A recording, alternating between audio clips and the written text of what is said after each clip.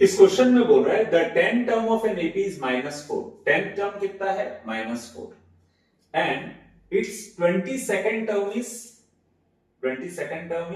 -16। तो देखो बच्चों इसमें 10 टर्म कितना दिया है? -4। 10 टर्म का फॉर्मूला क्या लिख सकते हैं? a + 9d।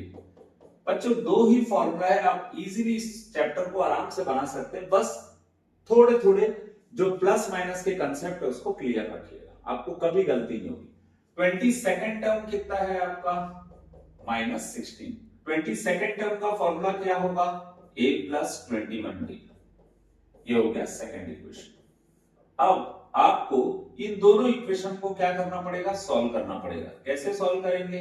सेकंड इक्वेशन और फर्स्ट इक्वेशन को सिंप्लीफाई करके, और सिंप्लीफाई करने के लिए हमको क्या करना पड़ेगा? एलिमिनेशन मेथड से सॉल्व करना पड़ेगा। प्लस क्या हो जाएगा? माइनस, प्लस माइनस, माइनस क्या हो जाएगा? प्लस। अब यहां पर ए क्या होगा? कैंसल। 21 - 9 कितना होगा? 12d। -16 + 4 करेंगे तो कितना होगा? -12। आपको किसका वैल्यू निकालना है? d का। तो d का वैल्यू क्या होगा? -12 divided by 12। d equal to होगा -1। d का वैल्यू कितना है? -1। कभी भी बच्चों हमको दो इक्वेशन को सॉल्व करके एक आंसर आया, इस आंसर को किसी भी एक इक्वेशन में पुट कर देंगे तो हमारा a का वैल्यू आ जाएगा a + 9d इक्वल टू कितना था? -4। 9। d का वैल्यू कितना है? -1। ये हो जाएगा a - 9 इक्वल टू कितना होगा? -4। -9 को अगर हम ट्रांसफर करें तो ये क्या हो जाएगा? +9। 9 - 4 कितना होगा? 5। तो a का वैल्यू आपका कितना आ गया? 5। अब आपको क्या फाइंड करना है? 38 टर्म। बच्चों 38 टर्म फाइंड करना है तो 38 टर्म का फॉर्मूला याद रखना पड़ेगा, और 38 टर्म का फॉर्मूला क्या होता है? a + 37d। a का वैल्यू कितना है हमारा? 5। 37। d का वैल्यू कितना है? -1। कभी बच्चों कोई भी क्वेश्चन दिया जिसमें प्लस और मल्टीप्लाई दिया हुआ है तो पहले मल्टीप्लाई करते हैं। तो 37 और 1 को मल्टीप्लाई करेंगे तो 37 आएगा, प्लस माइनस माइनस, अब इन दोनों को माइनस करने से आएगा -32। तो आपका 38 टर्म आ जाएगा -32। ठीक है।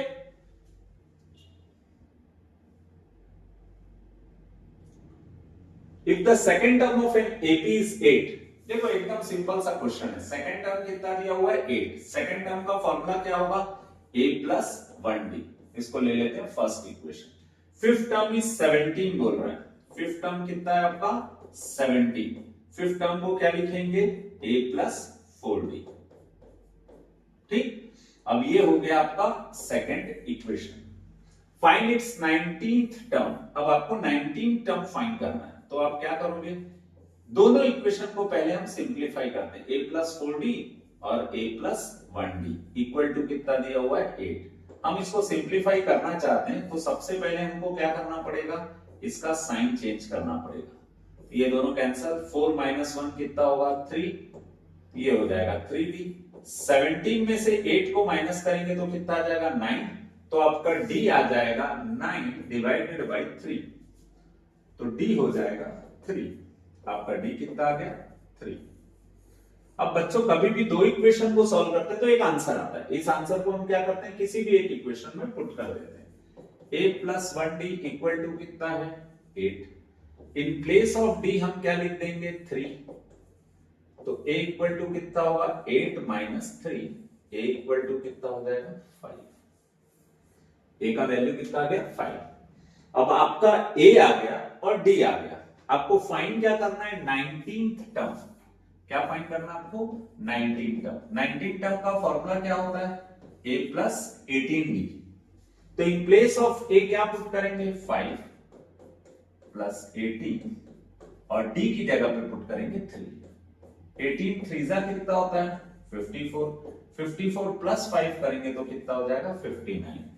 19 टर्म होता है आपका 59। तो बच्चों इस तरीके से आप 19 टर्म फाइंड कर सकते हो। If the number this and this are in AP। बच्चों याद रखना when 3 terms are in AP, when A, B, C are in AP। आपको बोल रहा है क्वेश्चन में 3 टर्म अगर AP में है तो क्या होता है? इसका है ना फॉर्मूला हमेशा याद रखना बीच वाले का डबल आजू और बाजू, ये है आजू और ये है बाजू, इन दोनों के प्लस के इक्वल होता है। मिडिल टर्म का डबल लेफ्ट और राइट के सम के इक्वल होता है, यानी 2b equal to a plus सी।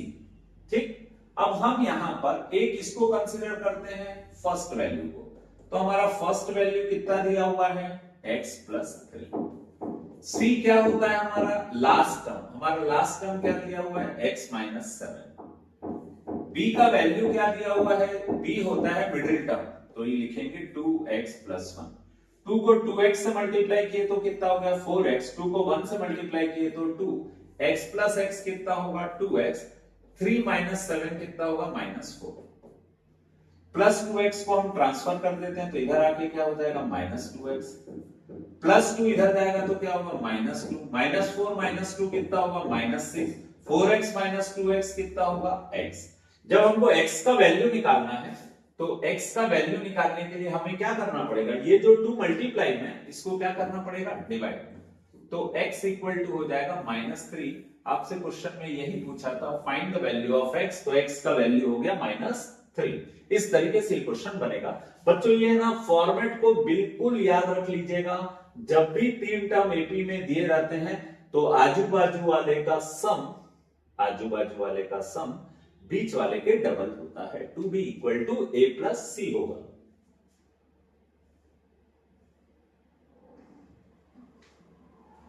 अब नेक्स्ट क्वेश्चन देखिए, इसमें थोड़ा सा आपको कैलकुलेशन करना पड़ेगा। How many integers between 200 and 500 are divisible by 8। सबसे पहले हम ये देखते हैं 200 और 500 के बीच में कितने नंबर्स हैं ये फाइंड करना पड़ेगा, हमको सीरीज फाइंड करना पड़ेगा। 200 और 500 के बीच में ऐसे नंबर्स का सीरीज फाइंड करना पड़ेगा which are divisible by 8, which are divisible by 8। किससे डिविजिबल है 8 से।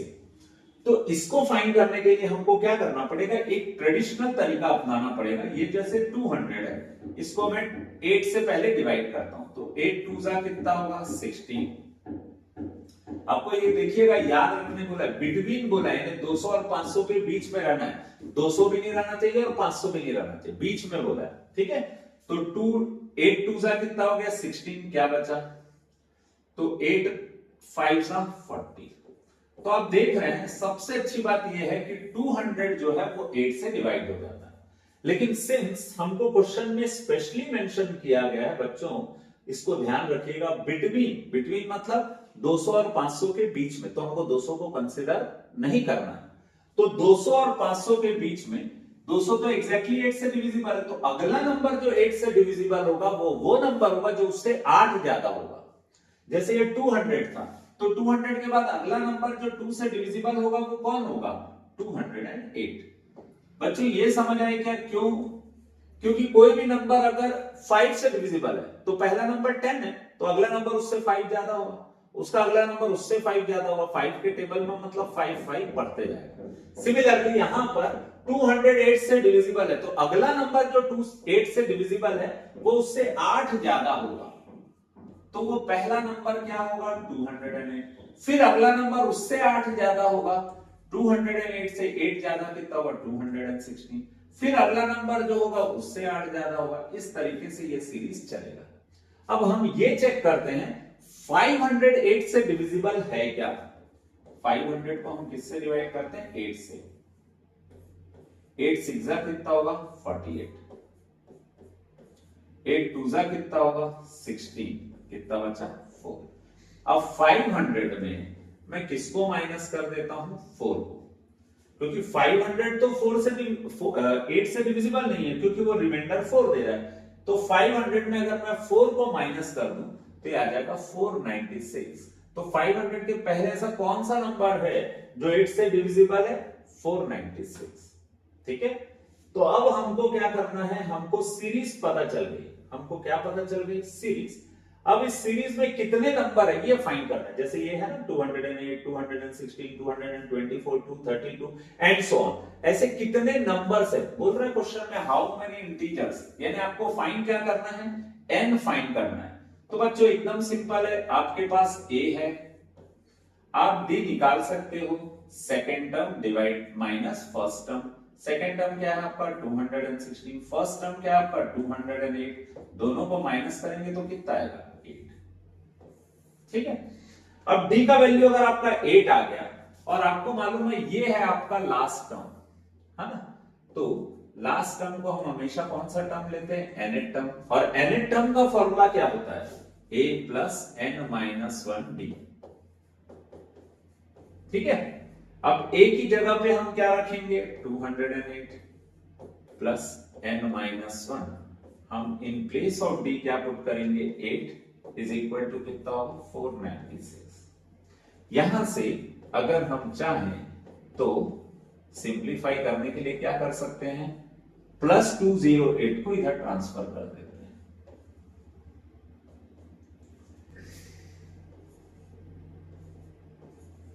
ये आ जाएगा 288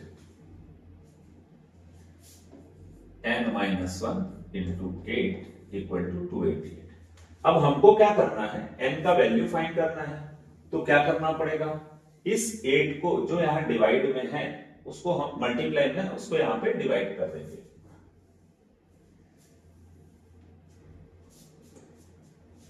ये हो गया n minus 1 into 8 equal to 288। ये लास्ट स्टेप था हमारा। अब जो 288 8 मल्टीप्लाई में था यहां के क्या हो जाएगा डिवाइड, 8 3 जा 24, 4 बचेगा, 4 और 8 कितना होगा 48, 8 6 जा 48, तो n माइनस 1 इक्वल टू कितना होगा 36, n इक्वल टू कितना होगा 36 माइनस 1 इधर जाके क्या होगा प्लस 1, n इक्वल टू 37। तो ऐसे कितने नंबर से 200 और 500 के बीच में जो 8 से डिविजिबल है, ऐसे कितने नंबर है 37। ठीक है बच्चों,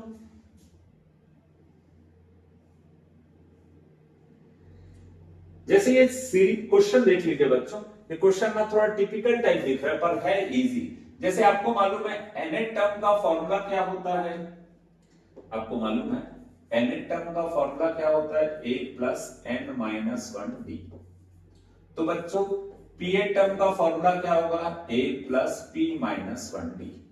कुछ नहीं किया हमने, n की जगह किसको लाया p को, क्योंकि क्वेश्चन में हमको ap पूछा है। फिर क्वेश्चन में एक और चीज पूछा है p प्लस 2q, इसका मतलब है अब n की जगह पे कौन आ गया p प्लस 2q, तो हम n की जगह पे क्या लिखेंगे p प्लस 2q माइनस 1। हमने इसको भी निकाल दिया।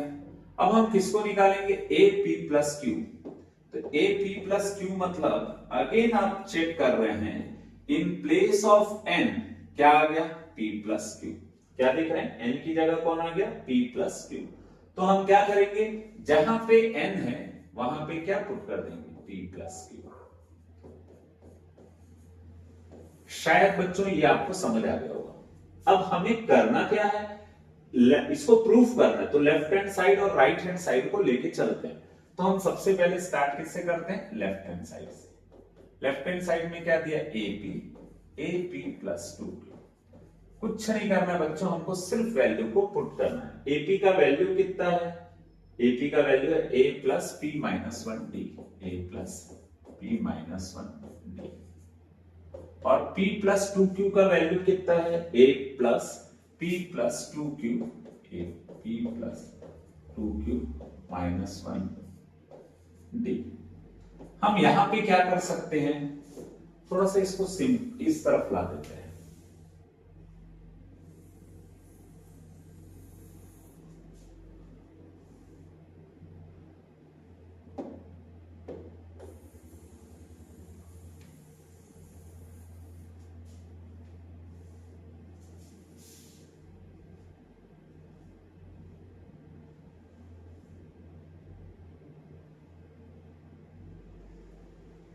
अब हम इसको सिंप्लीफाई करते हैं। देखो बच्चों ये a है और ये भी a है, तो a प्लस a कितना होगा 2a। फिर d वाली वैल्यू को हम एक साथ रख देते हैं p minus 1 D, p plus 2q minus 1 और d। बच्चों देखना यहां पर इसमें भी d है और इसमें भी d है, तो हम d को अगर कॉमन निकाल लें तो हमारे पास क्या बचेगा p माइनस 1 यहां से बचेगा, और यहां से क्या बचेगा, p प्लस 2q माइनस 1 ये बचेगा। तो आप यहां पे नोटिस कर रहे हैं p प्लस p को क्या बोल सकते हैं, 2p। p प्लस p कितना होगा 2p, ये कितना है 2q, माइनस वन कितना होगा -2। तो देखो बच्चों यहां पे एक अच्छा चीज दिख रहा है, यहां भी 2 है, यहां भी 2 है, यहां भी 2 है और यहां भी 2 है। तो हम 2 को कॉमन निकाल लें क्या? अगर हम 2 को कॉमन निकालते हैं सपोज, तो क्या बचेगा ब्रैकेट के अंदर, यहां बचेगा a प्लस, यहां पे क्या बचेगा, यहां से 2 निकल गया तो बचेगा p प्लस, यहां से 2 निकल गया तो q, यहां से 2 निकल गया तो 1, ये बचा। और बच्चों ये तो आपने निकाल के रखा हुआ है a plus P plus Q minus 1d, a plus P plus Q minus 1d, इसको क्या लिख सकते हैं a p प्लस क्यू। यही है आपका राइट हैंड साइड और इसी के साथ आपके आंसर आ गए। तो बच्चों करना क्या है, जो दिया है उसी की हेल्प लेना है और उसी से लेफ्ट हैंड साइड को लेके राइट हैंड साइड बना देना है।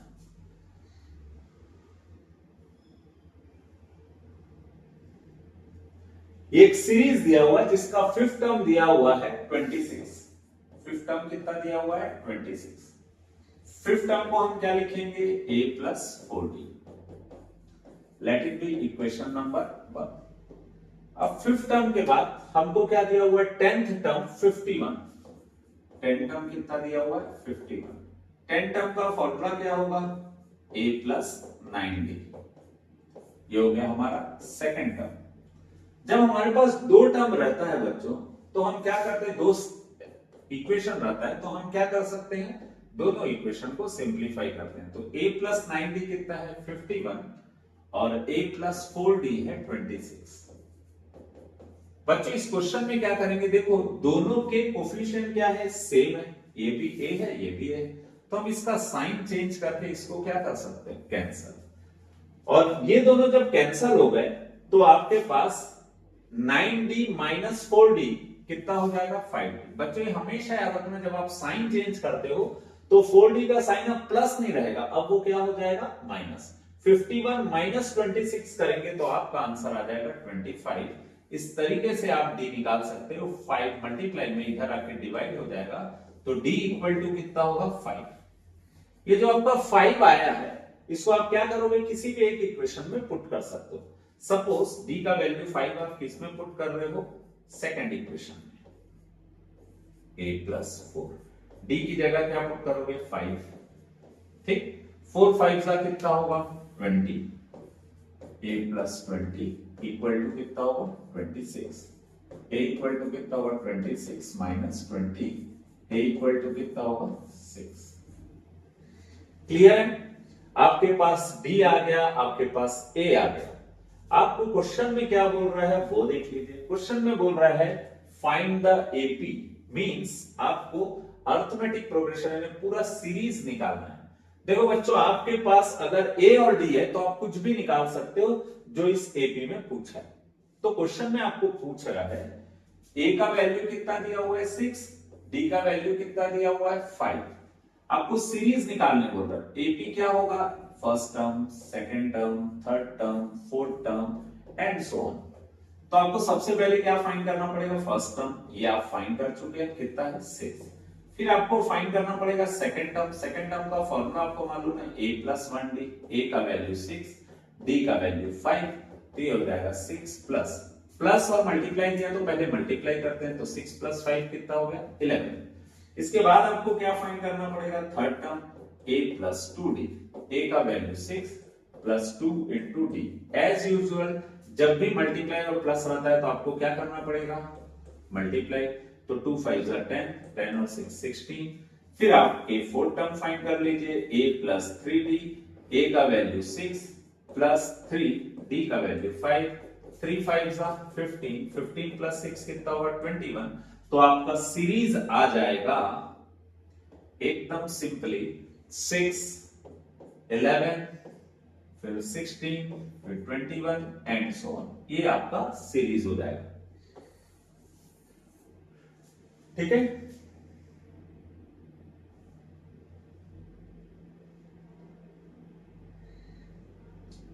इस क्वेश्चन में बोल रहा है the fourth term of an AP is 0। Fourth term आपको क्या दिया हुआ है? 0।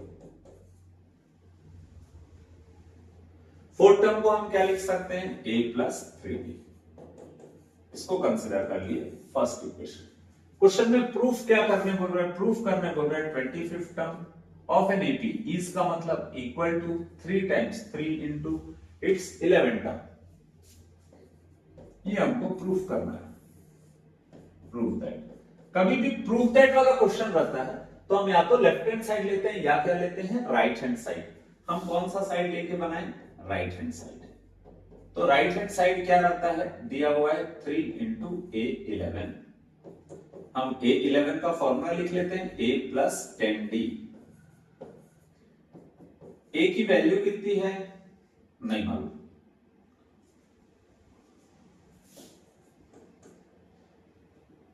आप ऐसा कर सकते हैं, देखो अगर ये हमको दिया है मतलब इसका यूज करना है हमको, है ना?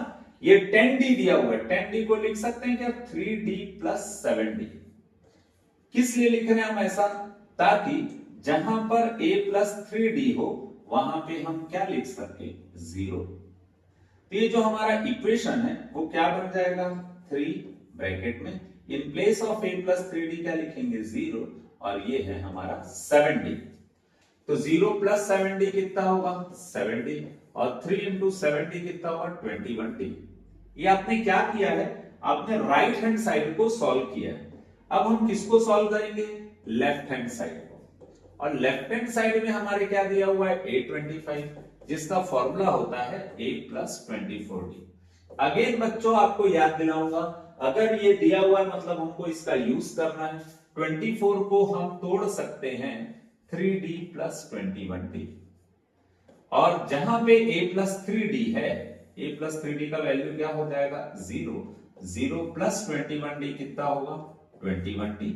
यही आपका लेफ्ट हैंड साइड और राइट हैंड साइड का आंसर आया है।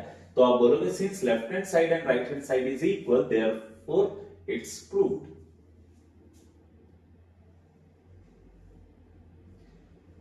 नेक्स्ट क्वेश्चन देखिए, find the 20 term from the last. ये क्वेश्चन है, इसमें लास्ट से 20 टर्म फाइंड करना है। बच्चों मुझे ऐसा लगता है कि ऐसे क्वेश्चन जब भी आप बनाओ तो आप थोड़ा सा कॉमन सेंस लेके बनाओ।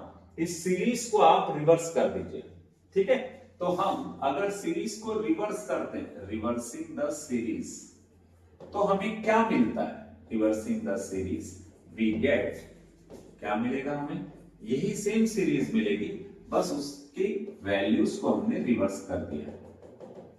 फिर उल्टे में सबसे पहले 13, फिर 8, और जो स्टार्टिंग में था वो लास्ट में पहुंच गया। इस टाइप के क्वेश्चन में पीछे से 20 टर्म निकालने का हमें कोई फॉर्मूला नहीं आता है, तो हम ज्यादा मेहनत करने से अच्छा, हार्डवर्क करने से अच्छा स्मार्ट वर्क करते हैं। पीछे से वैल्यू निकालने से अच्छा हम क्या करते हैं? सीरीज को पलट के सामने से 28 टर्म निकालते हैं। और सामने से 28 टर्म निकालने का फॉर्मूला मेरे ख्याल से बच्चों सबको आता है। 28 टर्म का फॉर्मूला होगा a प्लस 19d। लेकिन इसके लिए हमको दो चीज की जरूरत पड़ेगी, a की और d की। तो हम इस सीरीज के लिए फाइंड कर रहे हैं, तो इस सीरीज का पहले हम क्या निकालते हैं? a। तो a क्या होगा? देखने से ही पता चल रहा है 253। d कैसे निकालते हैं? पीछे वाला टर्म माइनस सामने वाला टर्म। आपको फॉर्मूला सबको याद होगा, a2 minus a1। Second term minus first term. Second term पीछे रहता है, फर्स्ट टर्म सामने रहता है। तो पीछे वाला टर्म माइनस सामने वाला टर्म, दैट इज 3 माइनस 8। आप इसको चाहो तो n टर्म और इसको n माइनस 1 टर्म लिख सकते हो। 3 माइनस 8 कितना होगा? माइनस 5। तो जहां a है वहां पे आप क्या लिख दिए? 253। 19 इन प्लेस ऑफ d क्या लिखेंगे? माइनस 5। 253 में 19 5 का कितना होगा? 95। ये भी समझ आ गया होगा।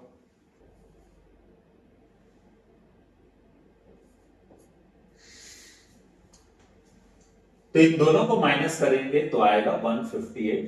तो सामने से जो 28 नंबर का टर्म है वो कितना होगा? 158।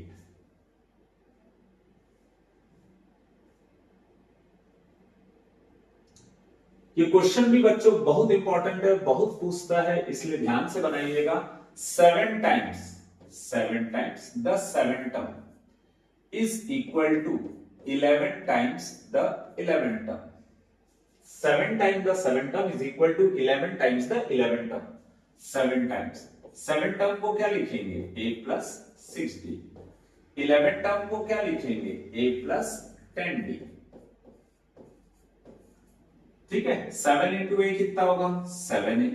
7 6 कितना होगा 42. 11 into a कितना होगा 11a. 11 into 10 कितना होगा 110d. अब बच्चों यहां पे आप देख रहे हो ये है 11a और ये है 7a, तो 11a बड़ा है, बड़े के पास कौन आएगा 7a. 110d माइनस 42d को इधर ट्रांसफर करेंगे तो minus 42d. 11a minus 7a कितना होगा 4a. 110 माइनस 42d करेंगे तो कितना आ जाएगा 68d इक्वल टू 0. अब बच्चों यहां से 4 को आप इजीली कॉमन निकाल सकते हैं. यहां से 4 निकला तो क्या बचेगा a और ये हो जाएगा 70. ठीक है बच्चों, अब ये जो हमने कॉमन निकाला 4 मल्टीप्लाई में इधर आके क्या हो जाएगा डिवाइड. तो a plus 17d equal to 0. 4 multiply में इधर आके क्या हो जाएगा डिवाइड. तो a plus 17d equal to कितना होगा 0. a प्लस 17d को क्या लिखेंगे हम 18. तो 18 टर्म आपका कितना आ जाएगा 0. आपको यही क्वेश्चन में पूछ रहा था फाइंड द 18 टर्म. तो 18 टर्म कितना होगा 0. इस तरीके से ये क्वेश्चन बन जाएगा.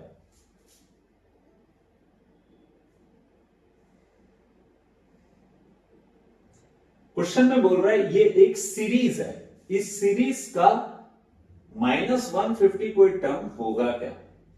अभी तो हमें पता नहीं ये टर्म है कि नहीं, तो हम कंसीडर कर लेते हैं सपोज ये इस सीरीज का टर्म है करके. कौन सा टर्म है हमको पता नहीं, लेकिन हम रास्ते में कहीं पर लिख लेते हैं. और जो टर्म हमको पता नहीं कौन सा टर्म है उसको हम कौन सा टर्म लेते हैं nth टर्म. तो हमारा nth टर्म कितना होगा -150. nth टर्म का फॉर्मूला क्या होता है a plus n minus 1d. a की वैल्यू क्या है देख लेते हैं 11. d का वैल्यू कैसे निकालेंगे a2 माइनस a1. a2 का वैल्यू 8, a1 का वैल्यू 11. 8 माइनस 11 कितना होगा -3. तो हम ये वैल्यूज को यहाँ पे पुट कर देते हैं. 11 प्लस n माइनस 1, d की जगह क्या पुट कर देंगे -3. ठीक है, अब प्लस 11 ट्रांसफर होगा इधर तो क्या हो जाएगा n minus 1 into -3 equal to -150 plus 11 इधर जाके क्या हो जाएगा -11, तो ये हो जाएगा -161. अब ये जो -3 है उसको हम क्या करते हैं मल्टीप्लाई में इधर आके क्या हो जाएगा डिवाइड. तो बच्चों माइनस माइनस कैंसिल हो जाएगा. n minus 1 equal to 161 divided by 3. ये दोनों कैंसिल होंगे नहीं, तो हम क्या करते हैं -1 को ट्रांसफर करते हैं तो इधर आके क्या हो जाएगा +1. जब हम इसको सिंप्लीफाई करना चाहें तो हमको क्या निकालना पड़ेगा एलसीएम. तो ये हो जाएगा 161 plus 3 that is n equal to हो जाएगा 164/3. अब हम इसको डिवाइड करके देखते हैं. तो हम जब डिवाइड करेंगे 3 से 3 5 सा कितना होगा 15. 1 और 4 3 4 सा कितना होगा 12. अगेन 2 बचेगा. 3 6 सा 18. अगेन 2 बचेगा तो 54.66. तो बच्चों n का वैल्यू जो आया है वो किस में आया है इंटीजर्स के फॉर्म में नहीं आया. पॉजिटिव इंटीजर या नेचुरल नंबर के फॉर्म में नहीं आया, इंटीजर्स के फॉर्म में नहीं आया. इसका मतलब ये -150 जो है इस सीरीज का टर्म नहीं हो सकता, क्योंकि अगर सीरीज का टर्म होगा तो देखो बच्चों या तो ये 54th नंबर पे हो सकता है या 55 पे हो सकता है. 54.66 पे कोई टर्म नहीं होगा. क्यों नहीं होगा? क्योंकि 54 टर्म हमें पता है, उसका अगला नंबर होता है 55 टर्म, फिर 56 टर्म, इस तरीके से बनता है. तो कोई भी n का वैल्यू अगर फ्रैक्शन में है, जैसे ये देख के ही मुझे पता चल गया था ये डिवाइड नहीं होगा. डिवाइड नहीं होगा इसका मतलब ये इस सीरीज का टर्म नहीं है. तो हमेशा अपने कंसेप्ट को क्लियर रखना बच्चों कि अगर n का वैल्यू पूछ रहा है तो n का वैल्यू किस में आना चाहिए पॉजिटिव इंटीजर्स के फॉर्म में. नेगेटिव आया तो भी वो आपका नंबर ऑफ टर्म सीरीज का नहीं हो सकता, और फ्रैक्शन में तो आना ही नहीं चाहिए. इस तरीके से ये क्वेश्चन बनेंगे बच्चों.